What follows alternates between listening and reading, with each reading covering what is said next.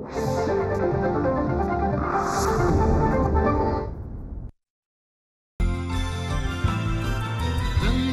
नजाऱ्याची रंगीन दुनिया, रंगीत दुनियेची रंगीन जादू. नजारे निराळे सितारे तराने, अदाए तूफानी दिल हुए बेकाबू. अनोखे दीवाने अंदाज प्यारे, त्यांच्या कामाची जादू नावाची जादू. बघूयात यांच्या या हुकमी टेक्यांची दुसरी बाजू.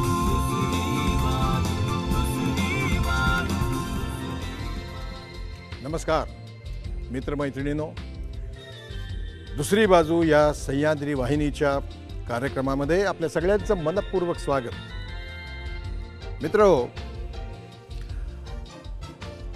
एक वेळ अशी होती की स्त्री ही फक्त घरातच बसते, घरातच तिनं बसावं, तिची जागा तिला समजली पाहिजे वगैरे वगैरे वगैरे कल्पनांनी आपला समाज भरलेला होता. आज 2015मध्ये अशी परिस्थिती आलेली आहे की स्त्री ही पुरुषाच्या बरोबरीतच नाही, तर स्त्री ही पुरुषाच्या अधिक पुढे जाऊन, अधिक उंचीवर जाऊन विशेष असं कर्तृत्व गाजवते आहे. अशाच विशेष कर्तृत्व गाजवलेल्या एका व्यक्तीला आज आपण इथे आपल्या भेटीकरता बोलवलेलं आहे. ही स्त्री काय नाही, ही स्त्री बरंच काही आहे आणि तिची ओळख करून घेण्याकरता आधी आपण तिच्या आगमनापूर्वी तिच्यावरची एक चित्रफीत पाहणार आहोत.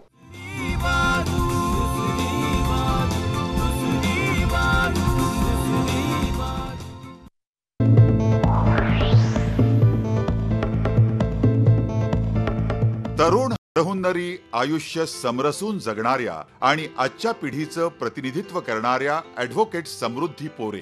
वकिलीची सनद मिळाल्यावर केवळ आवड आणि समाजासाठी काहीतरी चांगलं करायची कळकळ या ध्यासापोटी समृद्धी पोरेंनी कलेच्या क्षेत्रात पाऊल टाकलं आणि बघता बघता निर्मिती, दिग्दर्शन, संगीत, गीत, अभिनय अशा विविध क्षेत्रांमध्ये त्यांनी यशस्वी पताका फडकवली.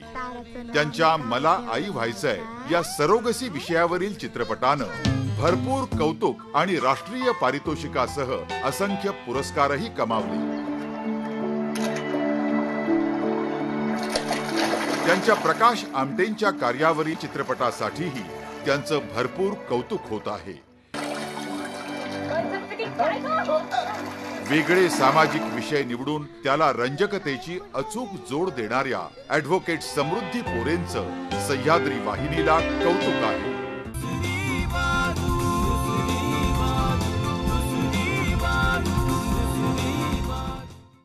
तर मित्रांनो, मैत्रिणींनो, स्वागत करूया ॲडव्होकेट समृद्धी पोरे यांचं. समृद्धी, वेलकम वेलकम वेलकम वेलकम. कशी आहेस? एकदम मजेत. मी तुझ्यापेक्षा फक्त वयानेच मोठा आहे, कर्तृत्वाने तू माझ्यापेक्षा खूप मोठी आहेस. तरीही मी तुला केवळ वयाने मोठा आहे म्हणून अधिकार घेऊन तुला अरेतुरे करतोय. माझं भाग्य असं जर तुम्ही कराल. बस, थँक्यू सर. समृद्धी, आपला हा जो कार्यक्रम आहे दुसरी बाजू, बरोबर, या कार्यक्रमाला सुरुवात करण्यापूर्वी याबद्दल तुला थोडीशी कल्पना देतो. ज्याकरता माणसं सुप्रसिद्ध होतात समाजामध्ये, तर त्याबद्दल फार प्रश्न नाही आहेत.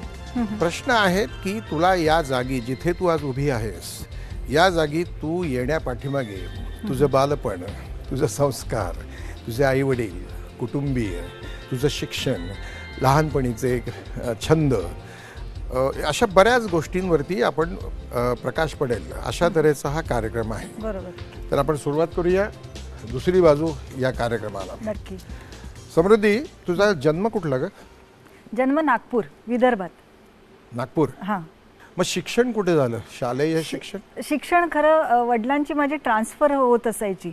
PWD मध्ये होते, सरकारी नोकरी. त्याच्यामुळे नागपूर थोडं शालेय शिक्षण, त्याच्या म्हणजे 4थी पर्यंत, त्याच्यानंतर वर्धा, त्याच्यानंतर अमरावती आणि त्याच्यानंतर मुंबई, असं अख्खं महाराष्ट्रातून शिक्षण गोळा केलंय मी.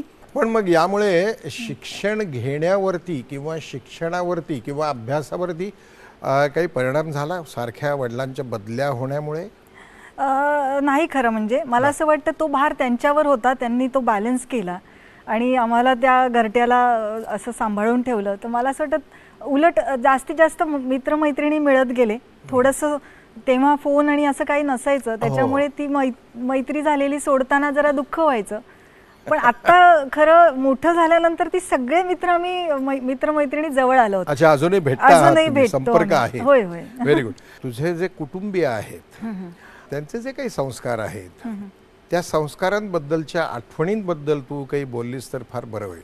होय, म्हणजे मला असं वाटतं की आज जे काही मी केलंय, एक छोटं मोठं थोडंसं काम जे केलंय ते अगदीच म्हणजे माझ्या आईवडिलांच्या संस्कारामुळे शक्य झालं की आज मी माणूस म्हणून पहिलं उभी राहिले.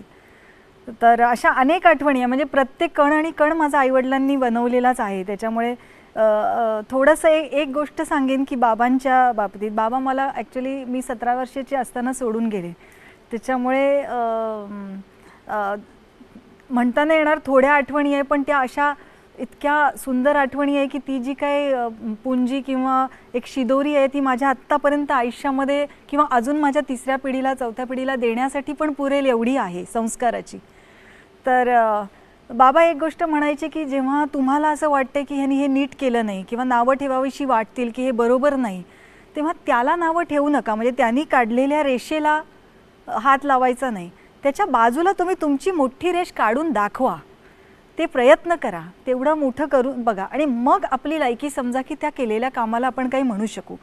तर हे जे काय त्यांनी मला लहानपणी सांगितलं होतं, तर मला असं वाटतं त्याच्यामुळे मला नेहमी वाटतं की हे मी पण करून बघूया का. आणि मग त्याचं एक शास्त्रोक्त शिक्षण घेऊन मी ती गोष्ट त्या टप्प्यावर करत गेले. तर मला असं वाटतं की प्रत्येकच गोष्ट आज माझ्यात जी आहे ती आईबाबांकडनंच आलेली आहे आणि गुरुजन माझे. एकूणच तुझं जे कुटुंब आहे त्या कुटुंबाबद्दल काय माहिती सांगू शकशील? म्हणजे आईनी मग कसं काय सांभाळलं किंवा घरात मोठं कोण होतं? घरात खरं आईच मोठी होती. मोठा भाऊ आहे मला, पण तो सुद्धा 21 वर्षाचाच होता त्यावेळेला आणि लहान भाऊ होता एक. तर आईनी नंतर मग बाबा आणि आई असं दोन्ही गोष्टी बनून तिने आम्हाला भासवूच दिलं नाही. ती गॅप राहते ती आयुष्यभर आजही मला जाणवतं. प्रत्येक चांगली गोष्ट करताना किंवा मी कधीतरी दुःखात असेल जरासुद्धा तर ती आठवण मात्र कायम असते आणि आम्ही एक समजतो की ते आहेत आमच्यासोबत. तर आईने मात्र मला तेव्हा आईचं वय 39 म्हणजे 39 वय होतं. ती आजतोवर जे काही जगते ती फक्त आमच्या तिघांसाठी आणि मला तिने एवढं शिक्षण दिलं, माणूस म्हणून घडवलं. माझा लहान भाऊ एक मोठा आर्मी ऑफिसर आहे आज इंडियाचा, एक आपण म्हणूया. तर त्याच्यामध्ये जे काही देशप्रेम किंवा ज्या पद्धतीने लहानपणी ती शिवाजी महाराजांच्या गोष्टी खूप सांगायची आणि त्याच्यामुळे तो मेकॅनिकल इंजिनियर होऊन सुद्धा त्याला आर्मीत जायचं होतं कारण त्याला देशाची सेवा करायची होती आणि आज तो खूप मोठ्या पदावर आहे. तर मला असं म्हणायचं की जे काही आम्ही घडलो आणि मोठा भाऊ वडिलांच्याच जागेवर त्या गव्हर्नमेंट ऑफिसर म्हणून लागला आहे. सो आम्ही तिघंही जे घडलो किंवा घर सावरून घेतलं, तिने स्वतःला खूप कष्ट झाले असतील कारण अगदी एक आठवण म्हणून सांगायची की अजूनसुद्धा कधीतरी तिने एका छोट्या कपाटात बाबांच्या सगळ्या वस्तू ठेवल्या आहेत जपून. कधीतरी आता आम्ही खूप मोठे झालो, आम्हाला पण मुलं झाली आहेत, तर त्या सगळ्या सुखदुःखाच्या गोष्टी ती बाबांशी अगदी करते. पहिले ती रडत करायची, आता हसत करते की बघा नातू मला त्रास देतोय, तुमचा हरका दिसतोय किंवा असं सगळं ती करत असते. आता थोडंसं त्याला बदललंय रूप, पण तरी सुद्धा कधीतरी ते कपाट उघडते आणि त्या बाबांच्या चप्पल सुद्धा तिने ठेवलेल्या आहेत. तेव्हा डोळे भरून येतात की आम्ही आमचं आयुष्य पुढे जगू लागलो पण ती मेणबत्तीच राहिली.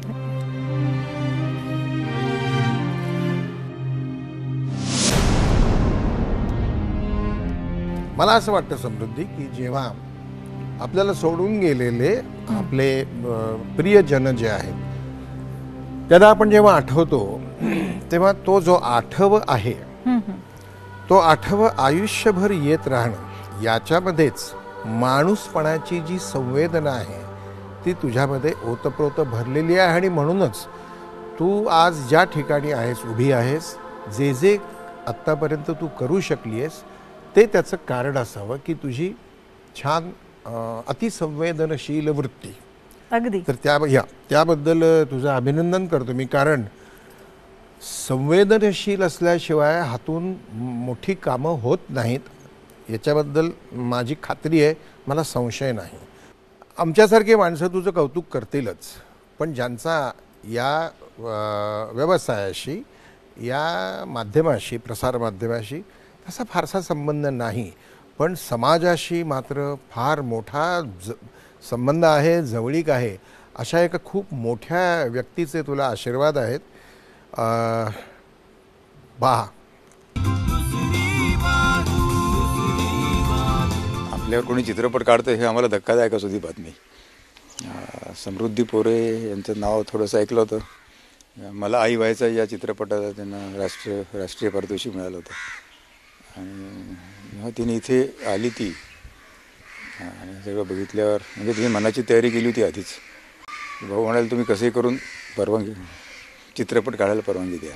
म्हणजे चित्रपट ह्या विषयाला आमच्या सर्वसाधारण साध्या आयुष्याला असं चित्रपट रूपात ही कल्पना आमच्या कल्पनेपलीकडची होती. ती म्हणाली भाऊ तुम्ही फक्त तुम्हाला परवानगी द्या, बाकी काही त्रास देणार नाही. आणि इतक्या दूर शूटिंग करायचं मुंबईपासून, तर ते काही सोपं नव्हतं.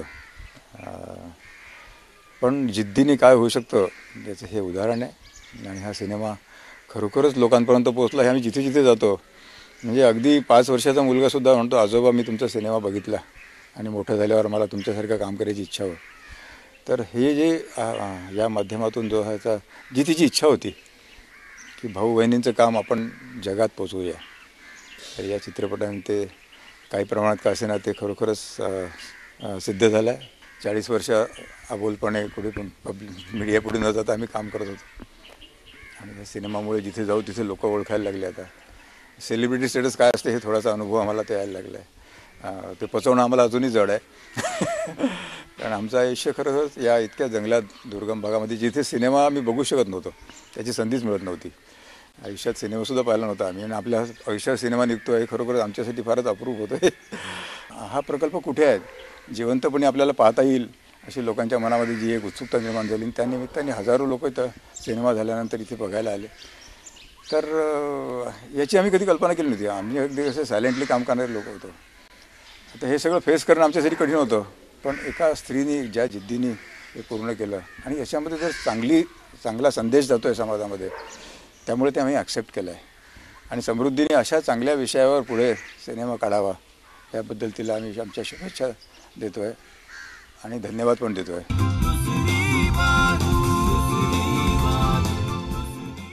मित्रहो, एक छोटीशी विश्रांती घेण्याचा वेळ झालेला आहे, तेव्हा कुठेही जाऊ नका, बघत राहा दुसरी बाजू.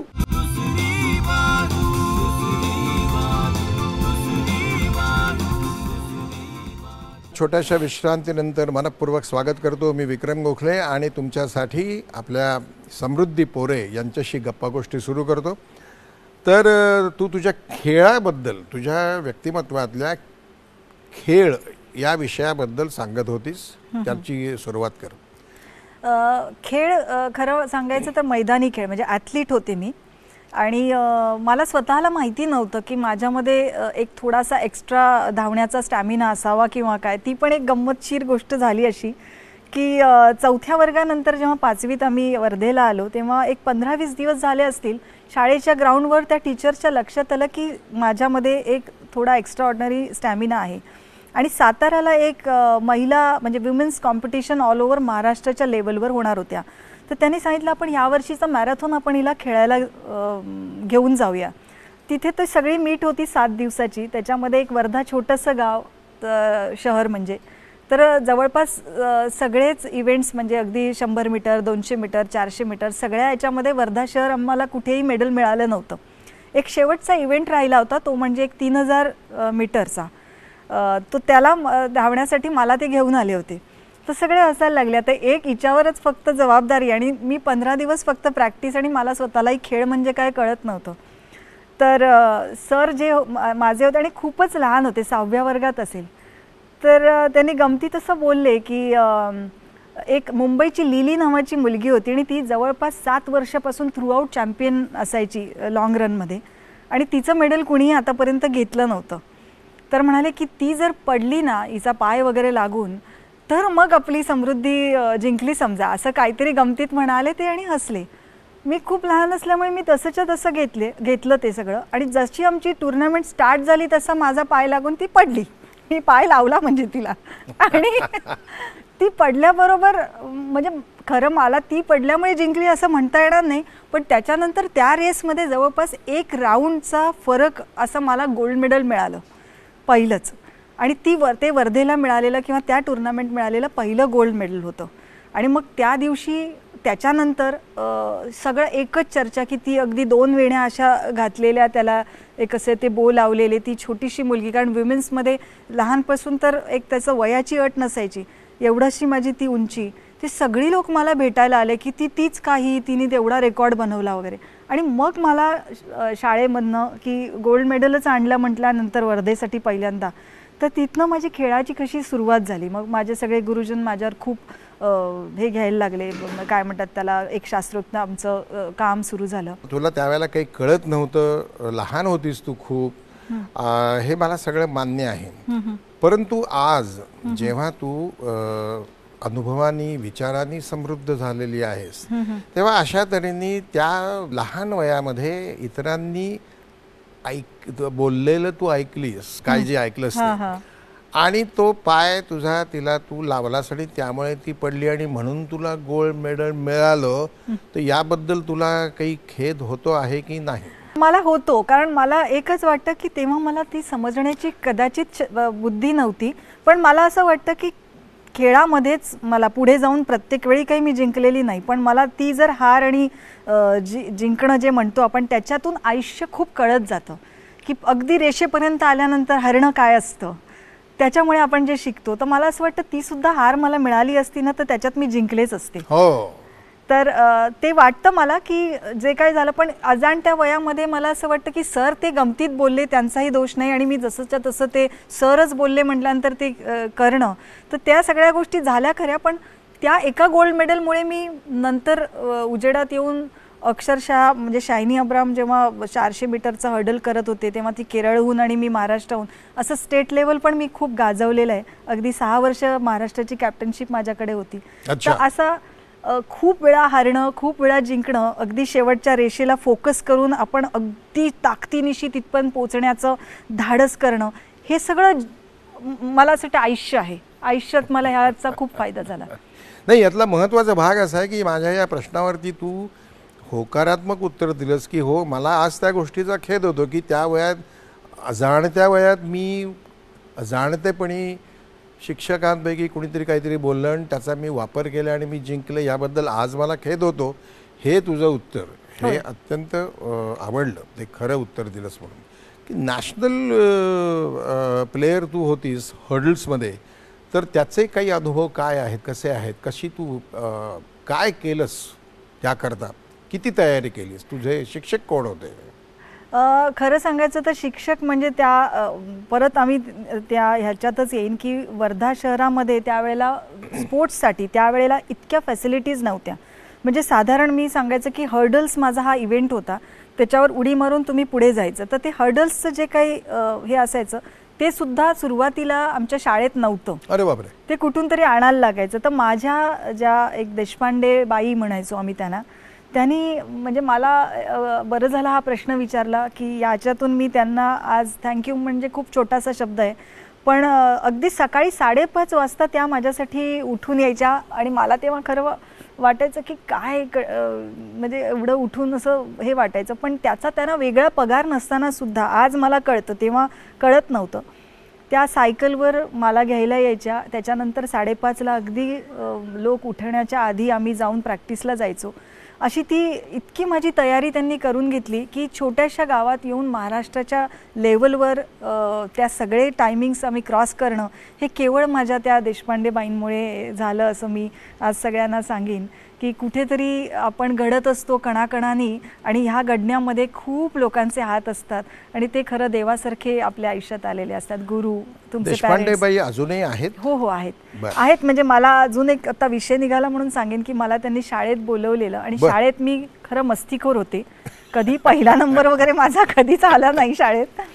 अभ्यास आवडायचा, करायचे, पण अगदी टॉपचं असं नाही. म्हणजे कायम इतका वेळ शाळा 10 ते 5, थोडंसं कंटाळा यायचा. 1-2दा मी अगदी बेल वाजवून शाळेची घंटा वाजवून सुट्टी पण करून असं बरेचसे खोडकर गोष्टी केलेल्या आहेत. पण आता मला शाळेत त्यांनी बोलवून माझ्याकडनं एक मोठी 3 झाडं लावून घेतली आणि त्या झाडाला त्यांनी समृद्धी नाव दिलंय. अरे वा. आणि ती इतकी गोष्ट मला त्या म्हणाल्या की हे कदाचित 400, 500 आणि 1000 वर्ष ही वडाची झाडं आणि हे मोठी होतील, ही शाळा अजून तशीच मोठी होईल आणि तुझं नाव त्याला कायम राहील. सो ही माझ्याकडनं तुला भेट. तर कदाचित एखाद्या गुरुजनाने एखाद्या विद्यार्थिनीला दिलेली ही सर्वोत्कृष्ट भेट असावी. हो, नक्कीच आहे. बरं, मला आता असं सांग की तुझं बघ शालेय शिक्षण झाल्यानंतर तू कॉलेजमध्ये जेव्हा प्रवेश घेतलास तेव्हा कुठल्या कॉलेजमध्ये प्रवेश आणि कुठल्या शहरात घेतलास? 10वी पर्यंत शिक्षण वर्धेला झालं. त्याच्यानंतर मी अमरावतीला आले. अमरावतीला शिवाजी सायन्स कॉलेजमध्ये मायक्रोबायोलॉजी हा माझा विषय होता आणि त्याच्यात मी सायन्स घेऊन मायक्रोबायोलॉजीत BSc पर्यंत ग्रॅज्युएशन केलं आणि ग्रॅज्युएशनचा रिझल्ट लागण्याच्या आधीच माझं लग्न झालं. आणि अरेंज मॅरेज होतं. म्हणजे कुठल्या तरी लग्नात मला बघितलं त्यांनी आणि 8 महिने आधी मी बघितलं होतं, तेव्हा दुसऱ्यांदा अंगठी घालतानाच बघितलं. इतकं असं या आत्ताच्या काळात कोणाला विश्वास वाटाने असं लग्न झालं. आणि त्याच्यानंतर मी पहिल्यांदा मुंबईला आले. मुंबई अशी एक टुरिस्ट म्हणून एकदा येऊन गेले होते. त्याच्या माझा मुंबईशी काही एक संबंध नाही. घर पण मी पाहिलं नव्हतं की मी कुठल्या घरात राहणार आहे मुंबईत येऊन. पती मुंबईचे होते का? नाही, ते पण अमरावतीचेच होते, पण कामानिमित्त त्यांची डिग्री, माझी डिग्री आणि एक आमचं सामान एवढंसं घेऊन आम्ही या शहरात आलो. आणि आज मला असं वाटतं अगदी केवढं मोठं प्रत्येक शहरात आहे की येणाऱ्या प्रत्येकाला ते आपलंसं करतात. हा, तर तसं झालं. काय करतात मिस्टर पोरे? ते ऑटोमोबाईल इंजिनियर आहेत. अच्छा. आणि सिनेमा किंवा आपला ॲडव्होकेट, आपल्या वकिलीशी अजिबात त्यांचा काही एक संबंध नाहीये. 2 वेगळे ध्रुव आहेत. 2 वेगळे असून सुद्धा एक विचाराने एकत्र चालतो. Good, very good. आणि मुलं किती तुला? 2 मुली आहेत. मुली? हा, very good. I am happy. मला पण 2 मुली आहेत. अरे वा. मला असं वाटतं मी म्हणजे देवाचे हे दिलेले 2 सुंदरसे गिफ्ट मी समजेन. मी भाग्यवान असल्यामुळे मला 2 मुली आहेत. समृद्धी, तुझ्याशी गप्पा मी मारणारच आहे अजून, पण त्यापूर्वी तुझ्या पतिदेवाच तुझ्याबद्दल काय म्हणणं आहे आणि तुझ्या मुली तुझ्याबद्दल काय म्हणतात, आपल्या आईबद्दल त्या काय बोलतायत ते जरा ऐकायचं सगळ्यांनाच, प्रेक्षकांना आणि मला पण. तुलाही आनंद? मला पण खूप उत्सुकता आहे. बघ काय म्हणतायत. हाय समृद्धी, आज तुझ्याबद्दल मला भरपूर काही सांगायचं आहे. आज जे काही मला चान्स मिळाला आहे तर ते मी सांगू इच्छितो, भरपूर काही सांगू इच्छितो. ती पत्नी म्हणजे व्हेरी उत्तम पत्नी आहे. ती जेवणही खूप छान करते. मला रोज जे म्हणजे ती ज्यावेळेसही मुंबईत असेल तर ती तिच्या हातूनच मला भाज्या केलेल्या आवडतात. इवन ती मुलांचा टिफिनही ती स्वतःच करून देते सकाळीच. आणि ती ऑलराऊंडर असल्यामुळे तिला कुठलंही काम सांगा तर ती बरोबर करतेच ते काम. आणि ती जे काही ती माझ्यासोबत राहते, जितका वेळ आम्ही स्पेंड करतो तर त्याच्यात भरपूर कॉमेडी करत असते. भरपूर गोष्टी तिचा आणि कंप्लीट गोष्टी तिचा फोकस असतो. कुठेही काही डिस्कस करायचं असलं तरी ती व्हेरी डिटेलमध्ये जाते सगळ्या गोष्टींवर. नाही, ती तर म्हणजे तिला सगळ्या गोष्टींनी तिला कर्तृत्व आहे आणि ती भरपूर गोष्टीत जे म्हणाल ते तिला आज कुठलाही मी जर काही सांगितलं की हे काम करायचं आहे तर ती त्याच्यात 100पैकी 100% आणेल, एवढं मला तिच्याबद्दल कॉन्फिडन्स आहे. Hi mamma, it's sometimes surprising की ती इतके सारे roles at the same time कशी प्ले करते. Like she is an film maker, she is an advocate, she is a mom, she is an amazing wife. माझ्या बाबांसाठी ते घरातले सगळे डिसिजन्स एवढे स्मार्टली आणि चांगल्यापणे घेतात. ॲट द सेम टाइम ते दोघं सृष्टी आणि माझ्याची केअरसुद्धा घेतात. ते आमच्या सगळ्या स्टडीजबद्दल लक्ष ठेवतात. म्हणजे शी नोज की मी आपल्या अभ्यासामध्ये काय करते आहे. ॲज म्हणजे घरातले सगळे इश्यूज असताना सुद्धा ॲट द सेम टाइम ती आपल्या फिल्म्सबद्दल कंटिन्युअसली थॉटफुल असते. तिला कधी काही प्रॉब्लेम झाला स्क्रिप्टबद्दल वगैरे तर ती माझ्याशी आणि सृष्टीशी डिस्कस करते. इनफॅक्ट समटाईम्स जेव्हा ती तिची स्क्रिप्ट लिहायला स्टार्ट करते so she starts with telling it as a story, Srushti आणि मला, की बेड टाईम स्टोरीसारखी, की तुला हा कसं वाटतं, नाही तर बाबांसोबत शेअर करते. सो इट्स सरप्रायझिंग की ती एवढं सारं at the same time together करू शकते. आईबद्दलची माझी एक इम्पॉर्टंट आठवण अशी की जेव्हा मी बॉर्न नव्हती झाली तेव्हा तिने एक डायरी लिहिली ती सगळ्या माझ्या एक्सपिरियन्सेसबद्दल. इनफॅक्ट तिला हे पण नव्हतं माहिती की मी मुलगा आहे की मुलगी, पण तिचे फील्स हाव ती कसं फील करायची जेव्हा मी तिच्या पोटात होती पासून तिचे एक्सपिरियन्सेस. त्याच्यानंतर when I was born me first time जेव्हा बोलली नाही तर माझ्या लहानपणचे इम्पिरियन्स ते सगळे तिने एका डायरीमध्ये कंपोज करून ज्या दिवशी मला वाचता आलं त्या दिवशी तिने ते मला सगळं गिफ्ट केलं. And it was the best gift माझ्या आपल्या आईकडून टिल डेट जे मिळालं आहे. इनफॅक्ट टिल डेट मी ते कधी कधी उघडून वाचते and it's like memories coming back all over again. Hi, माझं नाव सृष्टी आहे. आईबद्दल असं आहे की ती सतत काम करत असते. तिचं आई म्हणजे काम. ती वर्कहॉलिक आहे. ती बाहेर असेल, बाहेरून घरी येईल, ती परत बसेल नाही, ती काहीतरी काम शोधेल. अगर मी बसते सोफ्यावर, मी टी व्ही बघते, शी कॅन नॉट सी. ती मला काहीतरी काम सांगेल. She is all the time working. She is basically workaholic. अजून एक मॉमबद्दल हे आहे की she is very over protective. She protects us all the time. She make sure की ड्रायव्हर आहे, काय आहे, कुठे कशी जाते, कुठे आहे. She all the time call us. ती कामात असेल तर सतत फोन करेल. माझ्यासाठी माझी आई म्हणजे माझी इन्स्पिरेशन आहे. ती मला येऊन अभ्यास शिकवते. ती माझी टीचर आहे. ती माझी शेअरिंग बडी आहे. She is basically my best friend. I am very proud of हर.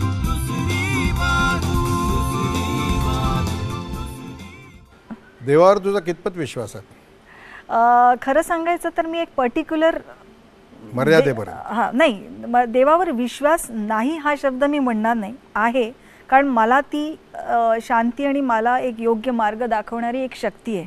पण त्याच वेळेला मी एका धर्मावर विश्वास ठेवत नाही. मी निसर्गाला आणि या सगळ्या याला एकच मानते. तर मला म्हणायचं की ती सगळी मिळूनची जी काही एक शक्ती आहे ती शक्ती साहजिकच तुम्हाला एक मार्ग दाखवत असते. आणि त्याच्यावर विश्वास ठेवून कधीतरी एकटं वाटलं तर ती एक माझ्याबरोबर असलेल्या शक्तीला मी मानते. आणि Samruddhi, when you started studying for law, ते कुठे, मुंबईत की कुठे? मी मुंबईत म्हणजे अगदी मुलं होत असताना आणि लग्न झाल्यानंतर मी शिकले. अरे वा वा. हां, शिकतच होते म्हणजे कायमच. रुईया कॉलेज, मी त्याच्या आधी ॲक्च्युली DMLT म्हणजे मेडिकल लॅब टेक्नॉलॉजी ह्याचा डिप्लोमा पण केला आहे रुईया कॉलेजला. आणि त्याच्यानंतर मी लॉ केलं, मायक्रोबायोलॉजी तुझं हे होतं त्याच्या सोबत म्हणून. आणि त्याच्यानंतर मी लॉ केलं. पण लॉ करण्याचं पण एक छोटीशी गंमत तुम्हाला अशी सांगेन की लहान असताना माझी एक मैत्रीण होती आणि तिचे वडील डॉक्टर होते आणि माझे बाबा इंजिनियर होते. दोघांकडे स्कूटरच होती. तर त्या स्कूटरवर, तिच्या बाबांच्या स्कूटरवर एक प्लसचं साईन असायचं. आणि मला ते खूप वाटायचं की आपल्या बाबांच्या स्कूटरवर काहीच नाही, म्हणजे प्लस नाही, गुणाकार नाही, भागाकार नाही, काहीच नाही. मी बाबांना नेहमी म्हणायची की इंजिनियर काय डॉक्टरपेक्षा कमी का? ते म्हणायचे नाही, एकसारखंच. पण मग तुम्ही आता भागाकाराचं चिन्ह ते याच्यावर लावा, काहीतरी चिन्ह आपल्याला असलं पाहिजे. त्याचं एक कुठेतरी मला फार गमतीशीर आहे. हा, गमतीशीर आहे थोडं. तर मला ते खूपच होतं की माझ्या गाडीवर किंवा माझ्या कुठेतरी मला एक चिन्ह असलं पाहिजे. आणि मग पुढे जाता आता एक सगळं झाल्यानंतर माझं मन ह्या सगळ्या गोष्टीत रमत नव्हतं. कुठेतरी सामाजिक कुणातरीसाठी काहीतरी करण्याची तळमळ होती, म्हणून मी खरं लॉ कॉलेजला ॲडमिशन घेतली. पण ही तळमळ कशामुळे निर्माण झाली? काय झालं असं?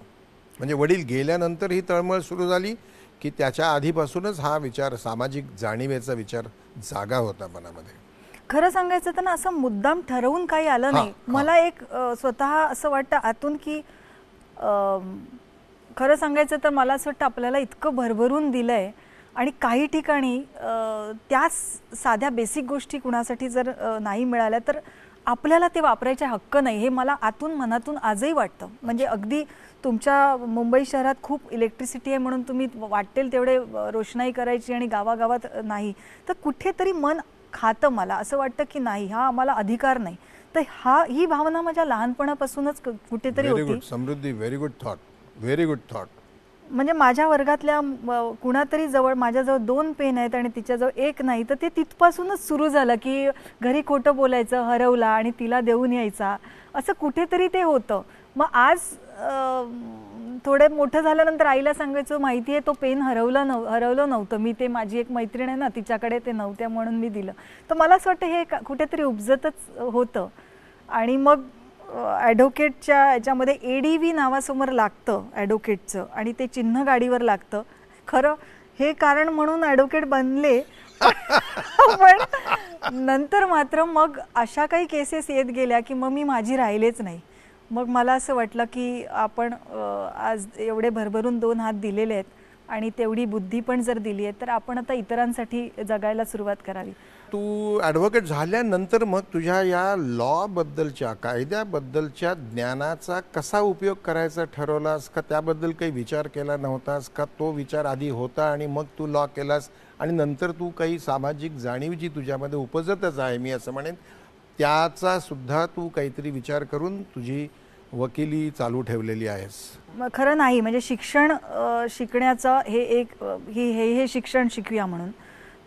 पण ह्याच्यामध्ये जसं केसेस माझ्याकडे येत गेले, मॅटर्स येत गेले, त्याच्यामध्ये माझ्या लक्षात आलं की बरेचदा कायदा हा गरजू लोकांपर्यंत पोचत नाही, त्याचा उलटा पण फायदा होतो. तर तिथे माझ्यासारख्या सेन्सिटिव्ह असणाऱ्या माणसामुळे, म्हणजे मी एक छोटासा किस्सा तुम्हाला एक सांगेन.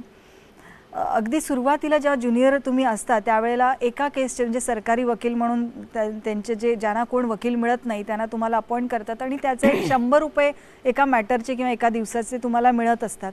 तर त्याच्यात फारसा कोणाला इंटरेस्ट नसतो.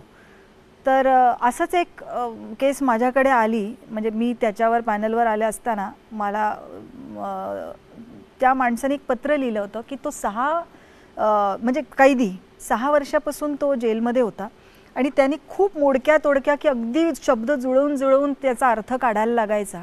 तो म्हणायचा की मी 6 वर्षापासून असं प्रत्येकाला पत्र लिहितोय, पण कदाचित हे पत्र तुम्हाला माझं खरेपण तुम्हाला वाटू शकतं. सगळाच गुन्हेगार म्हणतो की मी गुन्हा केला नाही, मी पण तेच म्हणेन, पण खरं सांगतो की मला तुम्ही कोण आहात मला माहीत नाही, पण मी गुन्हा केला नाही आहे आणि मला तुम्ही याच्यातनं प्लीज सोडवा, मी आशा सोडलेली नाही, तुम्ही मला भेटायला या, मी तुम्हाला सगळ्या गोष्टी सांगेन.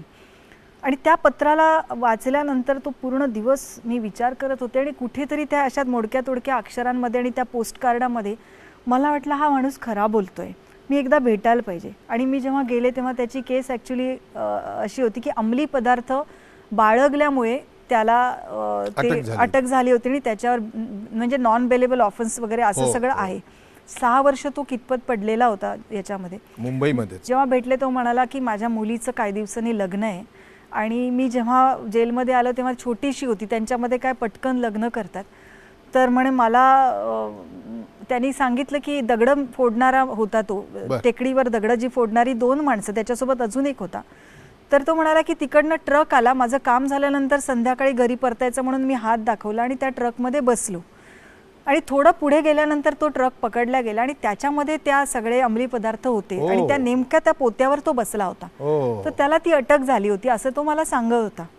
ती केस मग मी पुढे, मला असं वाटलं की नाही, आणि मी ती जज समोर पूर्ण तयारीनिशी, कारण एक तेव्हा होतं पण की आपल्याला याच्यात करिअर करायचं आहे, लढायचं आहे, आणि तेव्हा मला अगदीच वाटलं त्याचं रडणं बघून वगैरे सुद्धा की काहीतरी आहे, मी करू शकेन.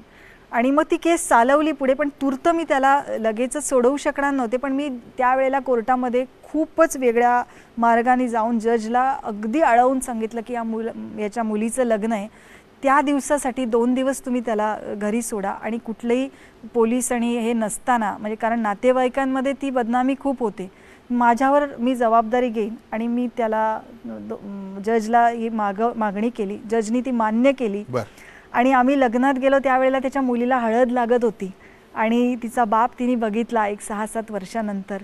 त्याचे काही मला पैसे मिळाले नाही, पण ती आजही मी तुम्हाला सांगते ती जी काय आयुष्यात मिळालेली ठेव आहे की त्या मुलीला हळदीच्या दिवशी बापाला भेटणं किंवा त्यांनी तिथपर्यंत पोचणं. तर मला असं वाटतं अशा ह्या ज्या गोष्टीतनं मला आनंद मिळत गेला, मग अशा खूपशा संस्थांना, बायकांना मी मदत करत गेले आणि अशा तऱ्हेने मी मग वकिलीतून समाजसेवा असं होत गेलं. Very good. पण मला एक सांग की ज्याच्यावरती, ज्याच्या मोडक्या तोडक्या भाषेत लिहिलेल्या, हस्ताक्षरात लिहिलेल्या पत्रावरती शब्दाचा अर्थ लावून तू एक निर्णय घेतलास की त्याला 2 दिवसाकरता का होईना सोडा, अशी तू जजना विनंती केलीस, त्या माणसाने तुझा शब्द खाली पडेल किंवा तुला खाली पाहायला लावेल अशी काही वागणूक केली नाही ना? म्हणजे तो परत गेला ना? हो, 2च दिवसाचा त्याची आम्हाला रजा मान्य झाली होती, त्याच्यामुळे गत्यंतर नव्हती. पण आनंदाची एक गोष्ट अशी की पुढे ती केस चालत राहून तो सुटला. पुन्हा एकदा आपण एक छोटीशी विश्रांती घेणार आहोत.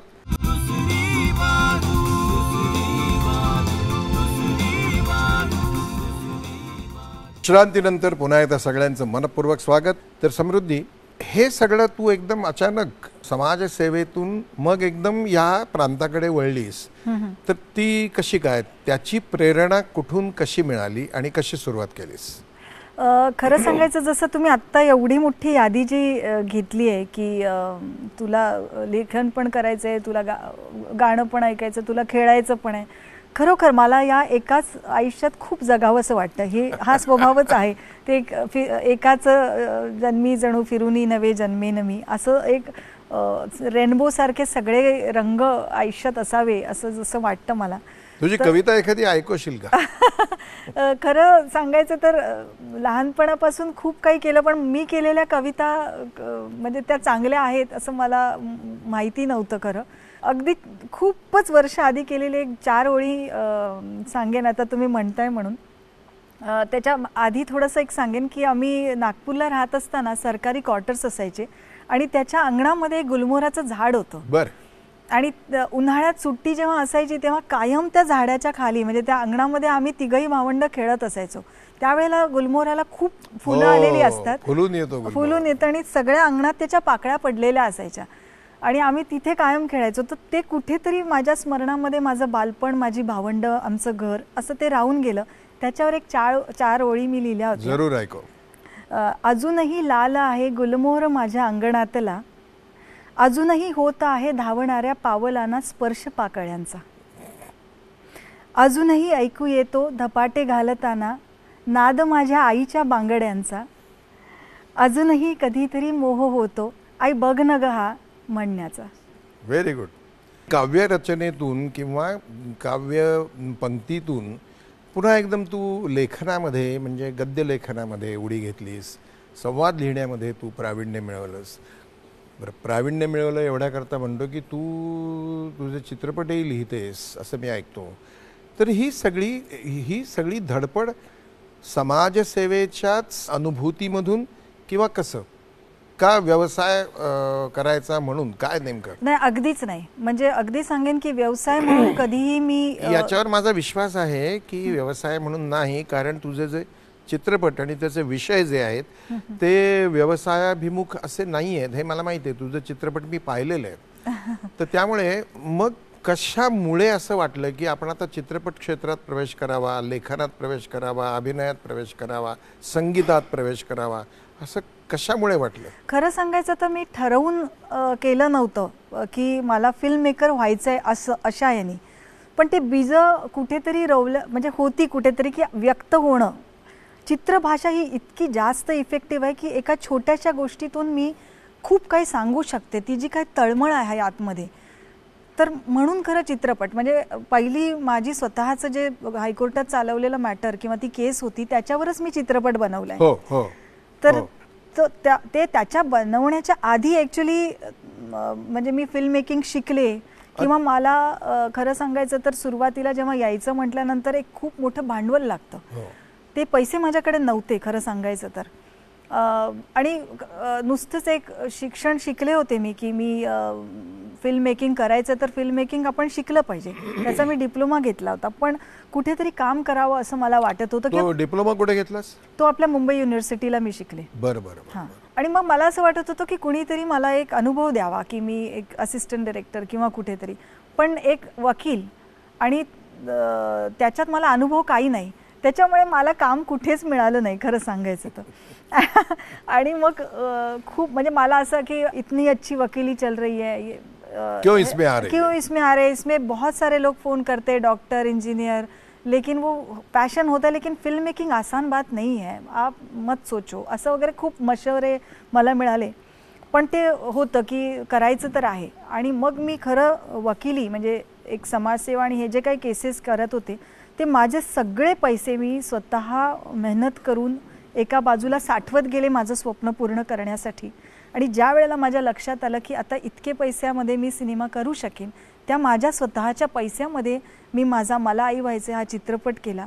आणि खरं सांगते की इतका प्रामाणिकपणा होता त्याच्यामध्ये की आल्याबरोबर मला 2 नॅशनल अवॉर्ड, 7 राज्य पुरस्कार आणि 37 इंटरनॅशनल पुरस्कार मिळाले. तिथे मला प्राऊड ऑफ यू. आणि तिथे मी फिल्म मेकर म्हणून लोक मला म्हणू लागले. खरं मी अजूनही मला असं वाटतं की मी KG1 मध्ये आहे. तुमच्यासारखी माणसं बघते तेव्हा असं वाटतं अजून खूप शिकायचं आहे. कायम आयुष्यात विद्यार्थी म्हणून राहणार आणि शिकणार. पण अशी ती कोणती केस होती की ज्यामुळे तुला असं वाटतं, त्या केसबद्दल सांगशील का जरा? आपल्याकडे खरं म्हणजे अजूनही लोकांना माहीत नाही आहे की परदेशातून खूपशा मॉडेल्स किंवा परदेशातून बरीचशी माणसं इकडे गर्भ भाड्याने घेण्यासाठी येतात. हा खूप मोठा बिझनेस चालला आहे आजच्या याच्यात. अच्छा. आणि मी एक वकील म्हणून माझ्याकडे एक केस आली. त्यावेळेला एक छोटंसं बाळ एका गावातल्या एका बाईच्या कडेवर असं बिलगलं होतं आणि एक युरोपियन लेडी त्याच्यासोबत होती जी गोरी गोमटी. ती म्हणत होती हे बाळ माझं आहे आणि ती म्हणत होती हे बाळ माझं आहे. जेव्हा मी वळून बघितलं तेव्हा मला असं दिसलं की दिसतं बाळ त्या अगदी गोऱ्या आईसारखं, निळ्या डोळ्याचं आणि सोनेरी केसाचं ते बाळ, पण अगदी अंगात त्या गावातले कपडे आणि मातीने भरलेलं होतं सगळं. तर दिसतं त्याच्यासारखं आणि बिलगलंय तिला. ती पहिली फ्रेमच इतकी सुंदर होती की तिथपासून मला जी उत्सुकता वाटली तशी जशी ती मी केस सोडवत गेले आणि त्याप्रमाणे मी तो विषय लिहित गेले. पण तुम्हाला आता याच्यात सांगते की ॲडव्होकेट म्हणून किंवा वकील म्हणून मी त्यांच्यासाठी त्या केससाठी काही करू शकले नाही, याच्यासाठी की 2 आयांमध्ये झालेल्या ॲग्रीमेंटमध्ये वकील म्हणून काही करता येत नव्हतं. आणि आजच्या घडीला म्हणजे तुम्हाला एक आता आपल्या याचा विषय नाही पण तरीसुद्धा सांगेन की आपल्या इथे सरोगेसीसाठी आज 12 लाख ते 10 लाख असा एक रेट चालू आहे. बापरे. आणि शक्यतो म्हणजे गर्भाशय भाड्याने देण्यासाठी ती 9 महिन्याची प्रोसेस आणि तिला 10 ते 12 लाख रुपये मिळतात. त्याच्यात अशी बाकीची माणसं इन्व्हॉल्व असतात जे काही डॉक्टर्स आहेत किंवा त्याच्यात एक माझ्या लक्षात आलं की त्या बहुतेक अडाणी आणि अशिक्षित बायका असतात ज्यांना गरज असते पैशाची. तर त्यावेळेला युरोपमधून किंवा अमेरिकेमधून आलेल्या बायका ज्या इंग्लिशमध्ये बोलतात त्यांचं कम्युनिकेशन करण्यासाठी आपोआपच ब्रोकर तयार झाले आणि मग ते सगळंच चांगलं काम करू लागले असं नाही. माझ्या जेव्हा लक्षात आलं की 12 लाखातले 9 महिन्यानंतर 1 लाख आईला मिळत आहेत आणि हा 10 ते 11 लाख आपल्या खिशात घालून घेऊन जातोय. तर ती जी तळमळ मला एक लक्षात आली की मी काही करू शकत नाही आहे आणि हे झालं आहे खरं कारण ती सही करून बसलेली आहे. त्या याच्यामुळे खरं म्हणजे फिल्म मेकिंग आणि हा जो इंटरेस्टिंग पार्ट आहे. पण मी तरी सांगेन की अनफॉर्च्युनेटली हा जो पार्ट मी बोलते हा चित्रपटात बघायला मिळणार नाही. कारण मला असं वाटलं की हे भारताच्या आतलं जे चित्र आहे ह्याच्यामुळे मला सेन्सॉर मिळायला कदाचित कठीण होईल. त्याच्यामुळे हा एवढा भाग सोडून मी बाकीची सगळी आयांची तळमळ जी 2 आयांचा ममतेचा संघर्ष मी चित्रपटात मांडला आहे. आणि कदाचित मला असं वाटतं की बाळ आणि आईचं जे नातं आहे ते इतकं युनिव्हर्सल आहे की ते अख्ख्या जगामध्ये सगळ्यांनी एक्सेप्ट केलं. तर ही अशी केस होती की ज्याने मला खरं चित्रपटात करण्यासाठी उद्युक्त केलं. म्हणजे सिमेन्स गोऱ्या बापाचे. हां. आणि ते भारतीय अडाणी स्त्रीच्या गर्भात नाही. त्याचं असं आहे की आई वडील ते दोघंच असतात जे खरे बायोलॉजिकल मदर अँड फादर त्यांना बनावंसं वाटतं. ते टेस्ट ट्यूबमध्ये फर्टिलाइज करून ते तयार झालेलं बाळ आपल्या अडाणी जी काही आपली पुअर स्त्री असते तिच्या गर्भाशयामध्ये ठेवल्या जातं. अच्छा. म्हणजे ती भाड्याचा गर्भ, तिचा त्याच्याशी काही एक संबंध नसतो. ते फक्त त्या दोघांचंच बाळ. फक्त 9 महिने ते भाड्याने घेतलेला गर्भ, ते गर्भ वाढतो, 9 महिन्यात ती जन्म देते आणि मग ते बाळ त्या लोकांना परत करायचं. तर त्या ह्याच्यामध्ये त्या आईचं जे मी बघितलं की इमोशनली ती इतकी अटॅच्ड होते आणि अशा ह्याच्यातून जाते. एवढं साधं नाही आहे ते बाळ देणं, कारण जन्म देणार, ती दूध पाजणार, ती त्या बाळाच्या जन्म देतानाच्या कळा सोसणार, 9 महिने तिच्या गर्भाशयात ते बाळ तिच्याशी बोलत असणार आणि 9 महिने झाल्यानंतर कुणाकडे खुडून दिल्यासारखं ते देऊन टाकायचं. तर हे सगळं मी बघितलं. मला असं वाटलं नाही आपण हे बोललं पाहिजे. आणि एक स्त्री म्हणून मी ती कहाणी स्वतःच कथा, पटकथा, संवाद, गाणी जे काय करता आलं ते सगळं केलं, कारण सगळ्याचीच कमी होती. ते सगळं एकत्र करून चित्रभाषेतून आपण बोलूया म्हणून तो चित्रपट केला होता मी. गर्भाशय भाड्याने देणे. पण खरा जो मुद्दा आहे की गर्भ म्हणजे गर्भाशय, त्यात वाढणारा अंकुर, मोठा होणारा अंकुर आणि मानवी मन यांचं जे नातं आहे भावनिक, याच्यावरती घाला घालणारा काही कायदे नाही आहेत, याच्यावर बंधनं नाही. खूप छान तुम्ही विचारलं. 2002 मध्ये आपल्याकडे कायदा असा आहे की आपल्याकडे इल्लिगल नाही आहे, म्हणजे बेकायदेशीर नाही आहे सरोगेसी करणे, म्हणजे गर्भ भाड्याने देणे. पण भाड्याने दिल्यानंतर काही कॉन्सिक्वेन्सेस होत असतील तर त्याच्यासाठी प्रोटेक्शन म्हणून कुठलाच कायदा नव्हता. पण मी हा चित्रपट करताना त्याच्यावर जेव्हा अभ्यास करायला लागले तर मी अमेंडमेंटसुद्धा या कायद्यामध्ये करण्यासाठी खूप काम केलं आहे. एक घेऊया छोटासा ब्रेक, थोडीशी विश्रांती.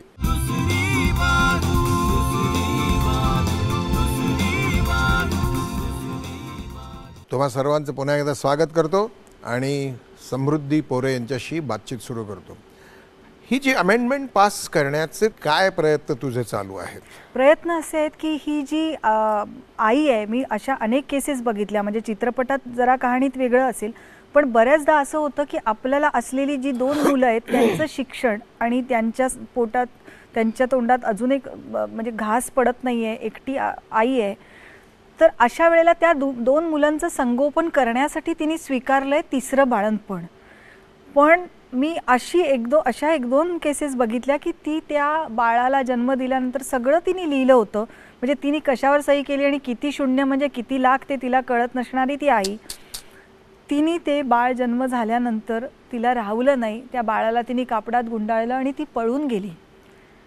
तिने सांगितलं मला काही एक नको, तुमचा पैसा नको, मला काही नको, पण हे बाळ माझं आहे. हे माणूस पण जपलं गेलं पाहिजे पृथ्वी तलावर. ते जे काय झालं तेव्हा माझ्या लक्षात आलं की किती इमोशनल गोष्टीतनं ही जात असावी. 2 मुलांना मोठं करायचंय म्हणून करायला गेली काय, पण ती आता त्याच्यामध्ये गुंतली गेली आणि ती म्हणते आता मला नको, काही नको, मला हे बाळ फक्त पाहिजे. कारण ती कशा पद्धतीने, कारण माझ्या ह्या चित्रपटाची एक ओळ आहे सुंदरशी की एक बाळ आईला जन्म देत असतं. हो हो, त्या पद्धतीने की त्या बाळाचा जन्म झाल्यानंतर तिच्यात आईचा जन्म झाला आणि तिने सांगितलं मला काही एक नको आणि ती पळून गेली. तेव्हा माझ्या लक्षात आलं की याच्यासाठी प्रोटेक्टिव्ह कायदे पाहिजे की ती कदाचित एखाद्या वेळेला दगावली किंवा तिचं नेहमीसाठी शरीराचं असं नुकसान झालं की ती पुन्हा व्यवस्थित उभी राहू शकणार नसेल. या सगळ्यांसाठी काही एक कायदा नाही आहे आणि तो कायदा त्या बाईसाठी, त्या स्त्रीसाठी, त्या आईसाठी ते प्रयत्न माझे चालले आहेत. हां, कॉन्स्टिट्यूशनमध्ये हे कायद्याचे अमेंडमेंट व्हावी त्या प्रोटेक्शनसाठी, त्या आईसाठी की हा इलिगल नाही आहे. ठीक आहे, काही जणांचे जर घरं चालत असतील आणि त्यांना त्याची मदत होत असेल आणि सायन्सनी प्रगती केली आणि उलट्या बाजूनी मी हा पण विचार करते की आपलंच मूल पण अशा पद्धतीने जर घरात येत असेल आणि तुम्ही तर तेही मी असं इलिगल मानत नाही, पण त्याचे सगळ्या गोष्टी व्यवस्थित व्हाव्या एवढंच माझं म्हणणं आहे. ह्या तुझ्या इंडस्ट्रीमधले तुझे जे काही अनुभव आहेत, म्हणजे तुझं लेखन, कारण ज्यांनी तुम्ही वकील आहात, आप इधर मत आइए, इधर क्या कर रही हैं आप, वगैरे वगैरे हे करणारे जे लोक आहेत त्यांचे अनुभव आणि त्यानंतर त्यांनी तुझं केलेलं कौतुक अगदी थोडक्यात मला सांग. आणि तुला ॲक्सेप्टन्स जो आहे तो ही सगळी पारितोषिकं मिळाल्यानंतर जो मिळाला त्याबद्दल, आणि मग मला स्त्रियांच्या प्रश्नावरती तुझं मला जे मत पाहिजे ते याच संदर्भात पाहिजे ते सांग. मला एकच वाटतं आपला कायदा खूप सक्षम आहे. मी म्हणणार नाही की आपला कायदा वीक आहे, फक्त अंमलबजावणी जी आहे ना की ती त्या कायद्याप्रमाणेच व्हावी, ही गोष्ट होत नाही, ही याची कळकळ आहे मला एक सारखं वाटतं की स्त्रीविषयक खरं सांगायचं तर भाडेकरी आणि स्त्रीविषयक कायदा जरासा झुकलाय असं मी म्हणेन. पण तरीसुद्धा आजची स्त्री इतकी आपल्याकडे दयनीय तिची अवस्था झालेली आहे, तर ते कारण एकच आहे की पकडल्या गेलेल्या माणसाला तुम्ही त्या पद्धतीची शिक्षा होत नाही जी जरब बसेल असं जे तुम्ही म्हणालात, तसं जर झालं नाही तर हे थांबणार नाही कुठे. हे जे चाललेलं आहे म्हणजे अगदी बलात्कार हा आपण आत्ता झालेली जी काही घटना आहे, तुझा काय अंदाज आहे किती हजार स्त्रिया ॲडव्होकेट असतील देशामध्ये? अंदाज 1/3 असतील. मग ही जी 1/3 अशी शक्ती आहे समाजातली, संपूर्ण देशभरातली, जी कायद्याच्या जगामध्ये आहे, या 1/3 शक्तीचा उपयोग होणार नाही घटनेमध्ये बदल करण्याकरता?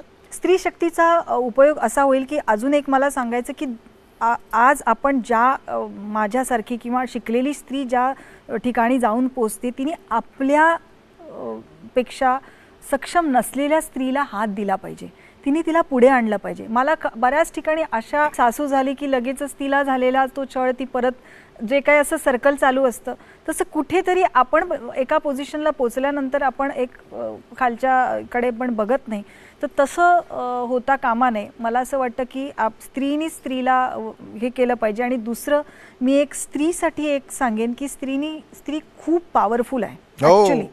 तिने फक्त तिची शक्ती ओळखायला पाहिजे.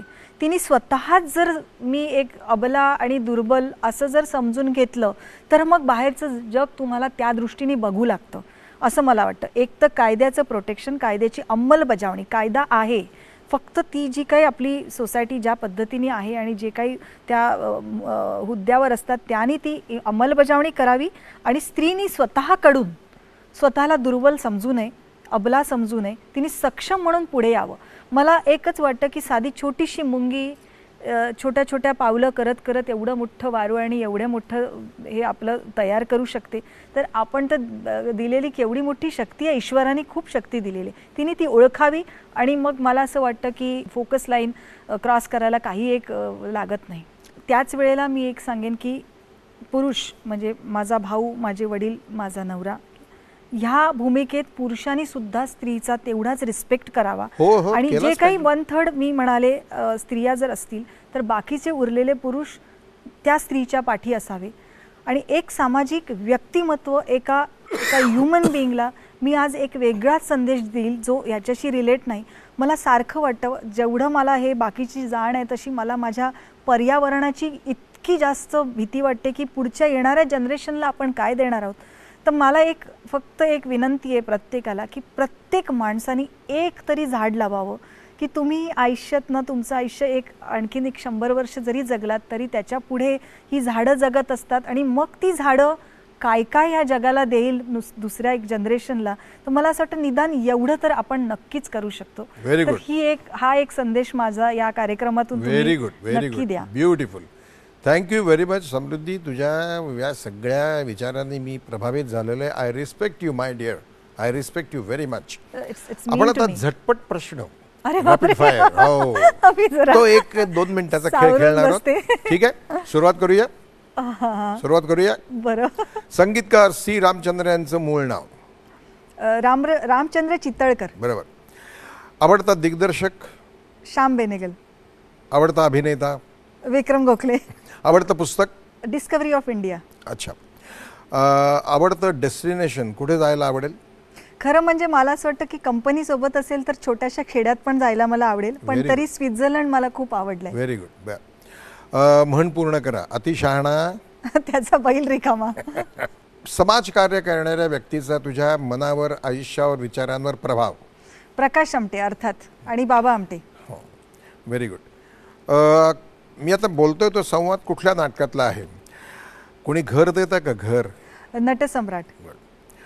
महाराष्ट्राचे पहिले मुख्यमंत्री कोण? यशवंतराव चव्हाण. देवेंद्र फडणवीस हे महाराष्ट्राचे विदर्भातले कितवे मुख्यमंत्री आहेत? मला असं वाटतं 4थे कदाचित. बरोबर. तुझ्या सगळ्या या व्यस्त दिनक्रमातून तू माझ्यासाठी, आमच्या प्रेक्षकांच्यासाठी आणि दूरदर्शन करता, सह्याद्री वाहिनी करता जी सामाजिक जाणीव ठेवणारी अशी ही वाहिनी आहे, त्याकरता तू वेळ काढलास म्हणून मी तुझा मनपूर्वक आभारी आहे. तुला मी एक छोटंसं काम सांगणार आहे, तेवढं तू करायचं आहेस. तू माझ्याकडे एक वही आहे, बस तू उठू नको. या वहीमध्ये तू या आजच्या कार्यक्रमाबद्दल तुझं जे काही मत झालेलं आहे, दुसरी बाजू, ह्या कार्यक्रमामध्ये तुला काय वाटतं ते लिहायचं आहेस. इथे आलेल्या प्रत्येकाने लिहिलेलं आहे, तर तू ही लिहायचं आहेस. आणि तुझा तिथे शेजारी मी एक फोटो लावणार आहे. अच्छा.